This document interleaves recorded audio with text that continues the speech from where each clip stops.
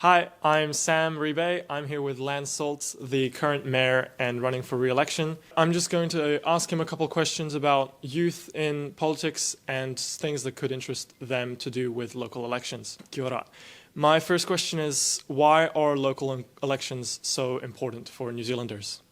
Local body elections are important because they give people a voice and they give people involvement in decision making at community level. And in the Thames-Coromandel District, we have a whole heap of people who are involved in community groups, volunteer groups, ratepayer associations. These are people who are actively working in their communities at ground level, and it gives them a voice and a way to participate in decision making. And so at this community level, what are mayors responsible for? What do they do for us? So around the council table, we have, at the moment, we have 10 councillors, including a mayor. So a mayor and 9 councillors. After the election, we're going to have 11 because we'll have a Maori ward councillor for the first time. So we'll have 10 councillors and a mayor. And essentially the mayor chairs the meetings, council meetings, and leads the team of councillors.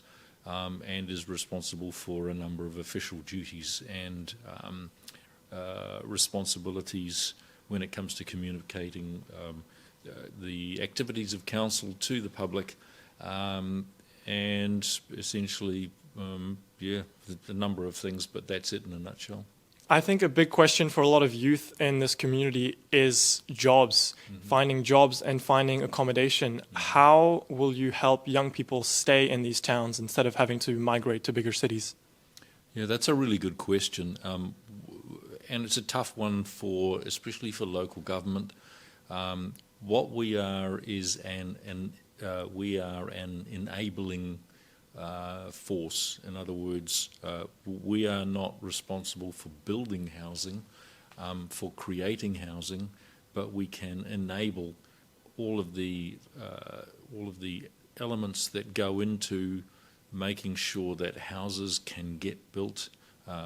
We can, for example, with our districting, we can make sure that parcels of land are set aside for housing, and then the consenting processes are worked through in the smoothest possible way with the people who are responsible for building the housing.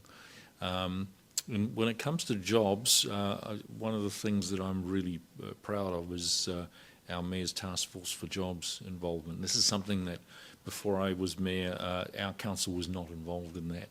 And Mayor's Task Force for Jobs actively enables young people to get into apprenticeships, into work, and provides funding and assistance, even things like helping with driver's licenses, helping young people get into work so that they have a good start on the pathway to employment.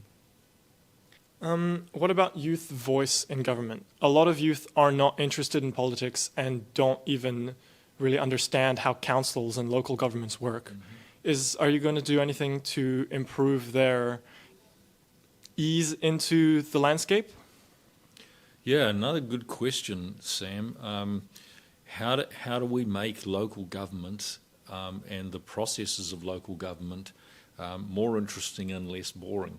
I wish I had an easy answer to that. The reality is that a lot of the work that councillors do around the council table involves legislation and compliance with that legislation, which is complex. When you have council meetings and you have agendas to read, sometimes those agendas can be 400, 500, 600 pages long, and they involve a lot of complex information. But I'll give you an example. The Thames Pool is a project that our council's been working on for a number of years. We want to build a new swimming pool. This is something that will involve youth, and preparing the information and the reports and the feasibilities and the business cases for building that pool is something that the young people of this community should be involved in. They should be taking notice of the preparations for building that pool, and I hope they do.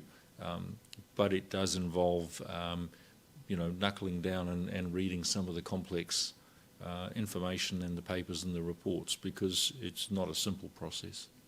All right. The Coromandel is a natural wonder, and it's full of beaches and forests. How will you take care of our environment while also introducing tourism and continuing that business?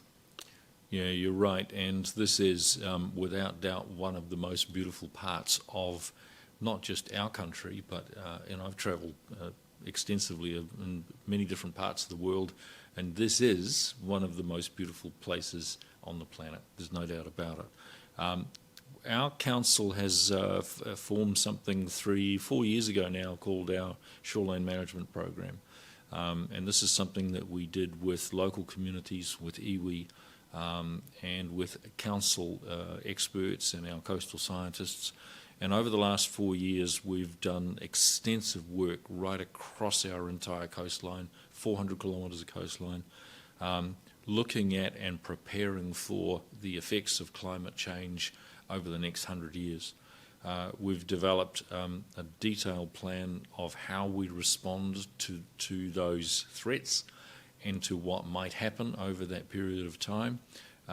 We've prioritised the areas of coastline that are likely to be affected first, and we've put in place some triggers and the responses to those triggers that we're likely to see when climate change and coastal inundation reaches certain trigger points. It's work that's ongoing, but it is a solution that we're very proud of, and it's been award-winning. It's won international awards, the work that we've done, and not many other councils around the country have done this work. So we are unique, and we want to protect our coastlines, and we've started that work, as I said, 4 years ago, and that's something we're very proud of. In your Meet the Candidates speech, you talked about the Maori economy. How is it different and separate from the New Zealand economy? So the Maori economy is something that has grown out of iwi settlements. And it's been an absolutely extraordinary result, and it's something that I think we can all be very proud of, but also learn some lessons from. So if you look at Tainui, for example, in the Waikato, they took a settlement of, I think it was about $700 million, and they've turned that into around $2.8 billion.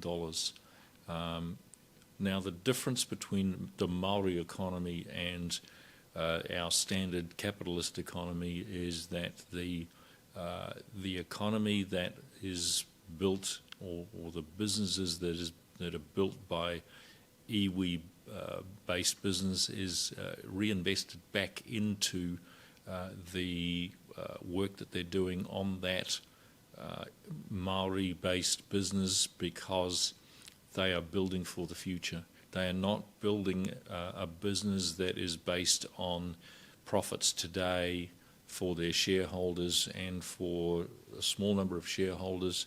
They are building for the future of their whānau and for their mokopuna and for their young people of tomorrow. And everything that they do goes back into those businesses for the future, and that's the difference and I think it's something we could all learn from. And if you were re-elected as mayor, how would you continue to support the local arts? Yeah, this is something that's really dear to my heart. The local arts is not just something that's important to all of us in terms of our personal well-being, but artists and the arts businesses that they create contribute enormously to our local economies. So every artist that we have in the Coromandel is a business owner.